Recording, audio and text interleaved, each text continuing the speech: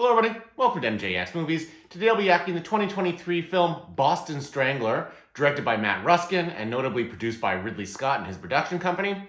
In this movie, we open up with a gentleman winning what I can only describe as the Worst Neighbor Award because he ignores what sounds like an assault occurring in the apartment beside him. We then cut to an intrepid young reporter by the name of Loretta, who is working at the Boston Record American. However, as is befitting of the time of the 1960s in America, she is not reporting on the stories that she deems much more important. However, she does eventually notice that there seems to be a string of murders that are all linked by the same facts, and she discovers that there appears to be some sort of Boston Strangler. She brings this up to her newspaper bosses, and also they decide ultimately to put another reporter on with her, another female reporter by the name of Jean. Loretta and Jean set out to crack the case. They do so with the help of a local Boston police detective who's working the case as well.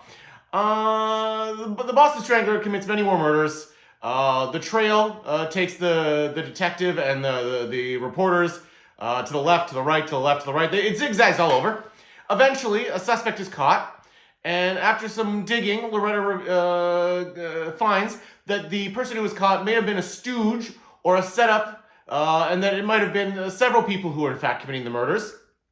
However, before we can find out the ultimate truth, the person who is captured is murdered in prison, and thus ends the story of the Boston Strangler, because after that the murders, I guess, mostly stopped. And then we get a nice little montage at the end of what happened to Loretta and Jean going forward in life. It turns out they were both successful reporters afterwards.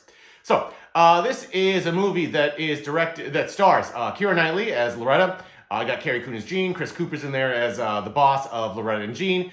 We've got Alessandro Nivolo as the Boston police detective, doing a great Boston accent, at least one that I enjoyed.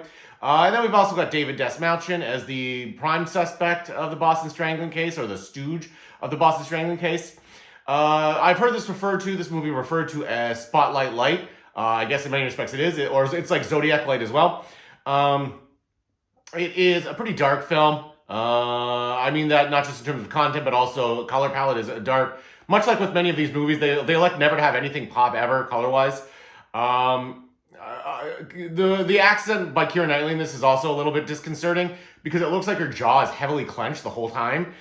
There's a scene where she's talking with Carrie Coon at a bar, and Carrie Coon just gives a natural, off-the-cuff performance using her natural accent, and it sounds normal. And then you cut to Keira Knightley giving her forced American accent, and it just never fully works. At least it didn't for me. But I don't think everybody would necessarily notice it. So if it's not something you notice initially, then that's fine. I think the performance in this were overall pretty good. There is a little bit of fun spotlight-ishness to this whole thing, which is to say that at one point, the Keira Knightley character, the Loretta character, has a large blow-up about how nobody's caring about the lives of these women that are being lost.